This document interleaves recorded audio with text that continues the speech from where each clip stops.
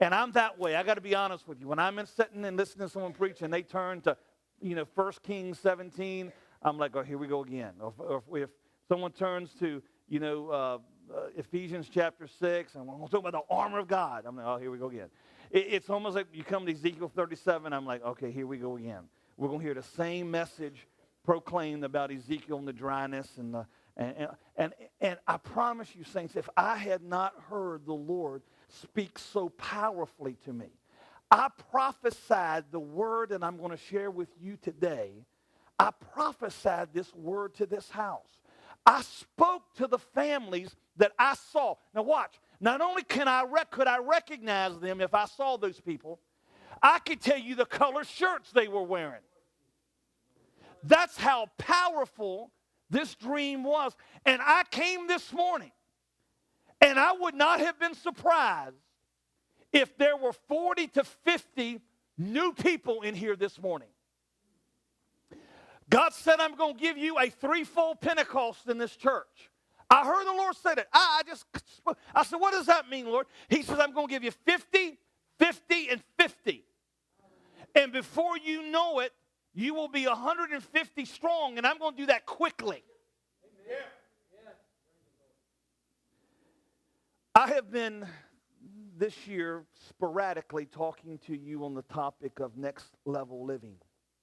And it's been sporadic. I haven't stuck to it Sunday after Sunday after Sunday, but over the course of this year, I've tried to somewhat come back to this concept of next level living. Last week, I talked to you about your level of giving has everything to do with your levels that you are attempting to go to. And keep in mind, saints, I have never preached on money because there's a financial need in the church. Y'all got to understand it. I've been in churches, not here, I've been in churches where the eldership told me, you need to start Sunday preaching on money, and I did not do it. I've been in churches where the financial committee has come to me and said, you have to, in the month of here, preach on finances. And I said, I can't do that. Why? Because that's not how I'm wired. The moment I tell you I'm going to preach next 4 weeks on finances, I'm going to come in here like on a Friday. God's going to say something to me that's a right now word for a right now house, and it might mess everything up. I'm not against those who do that, but I'm telling you, I just don't preach on a topic because we need money. Can y'all hear me? I share that with you not because we have a need, but there's a principle that you need to live by. The principle is what is significant, not the situation that surrounds the principle.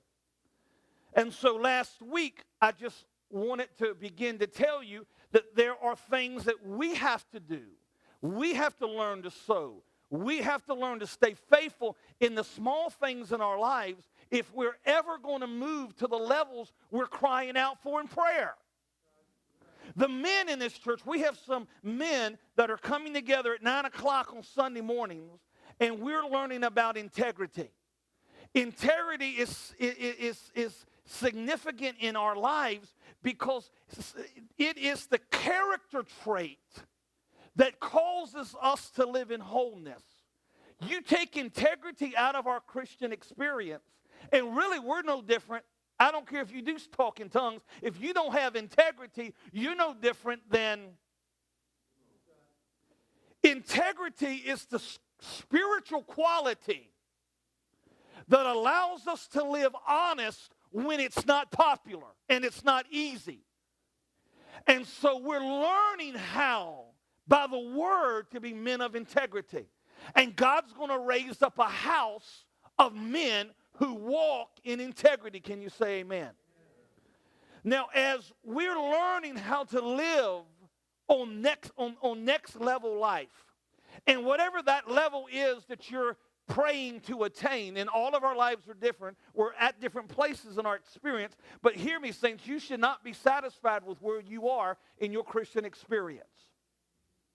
When I talk about next level living, I mean, how is your devotional life? How is your marital life? How is your financial life? How is your relationship with your children? How is your relationship on your job? Do people like you? I have made it a priority to spend time around non-Christians lately. How many of you work around non-Christians? Well, you know what it's like. You do it all the time, not necessarily by choice.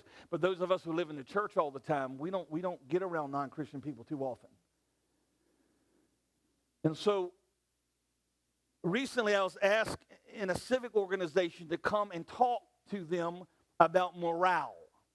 And I was sitting with doctors, and I was sitting with lawyers, I was sitting with significant people of resource.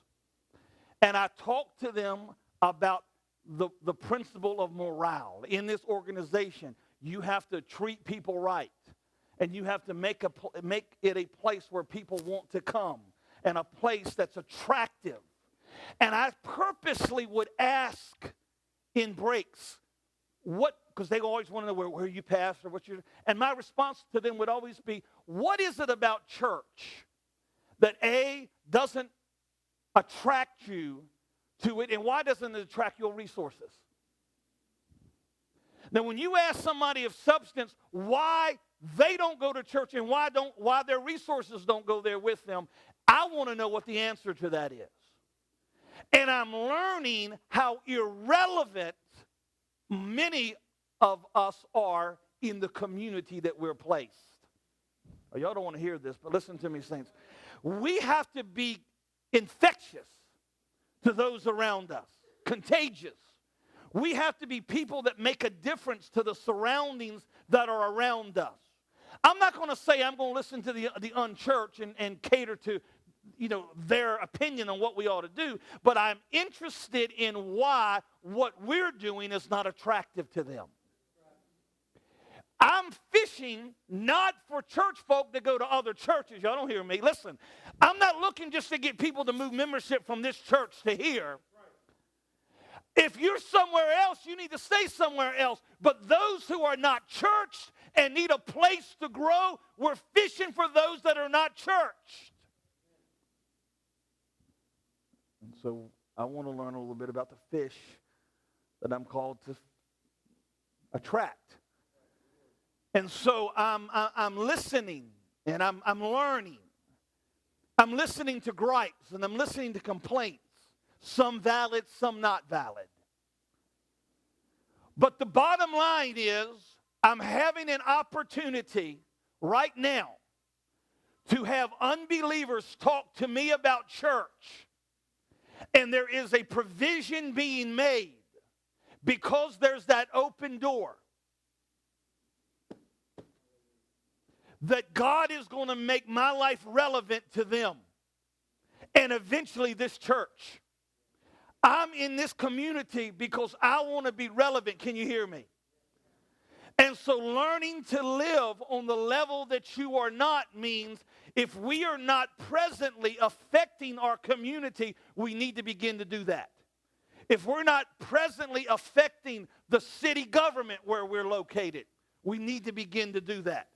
If we're not affecting the level of violence in a city or the level of hunger in a city, what are we doing? Let me say it a more scriptural way. If your light is hid, it is hidden from those that are lost. And it's no good to have a light and hide it under a bushel. The influence of the church is that of we are a city set